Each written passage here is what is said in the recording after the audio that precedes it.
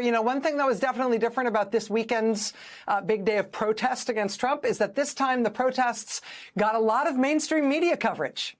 I don't know if the protests a couple of weeks ago were like a surprise to the headline writers and newsrooms of America's major news outlets, but for whatever reason, a couple of weeks ago, that huge day of protest was really kind of played down or just underplayed somehow in the mainstream press. That definitely turned around for the protest this weekend. Headline, New York Times, shame. Protesters nationwide rally again to condemn Trump policies. Thousands of demonstrators rallied at hundreds of events on Saturday to speak out against the president's handling of immigration, civil liberties, job cuts, and many other issues. The Times front-page protest photos and protest signs like these ones, for sale, democracy, and resist, if not now, when, and arrest the kidnappers. Headline, Washington Post, 50-51 protests rally small towns and big cities against Trump policies. Protesters gathered in hundreds of rallies across the country to denounce President Donald Trump.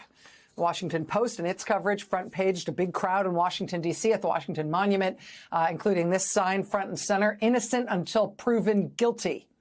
Headline, the Associated Press, anti-Trump protesters rally in New York, Washington, and elsewhere across the country. Elsewhere is doing a lot of work in that headline, given how many protests there were. But the AP front page, this big banner outside the White House fence, Trump must go now. Next to a sign that says free Kilmar, for Kilmar Abrego Garcia.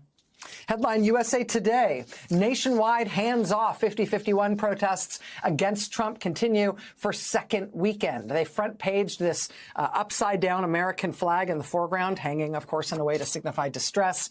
And then you can see the signs there, no king, and impeach, remove, imprison. Headline, CNN, protesters denounce Trump administration in nationwide rallies while supporting impacted communities.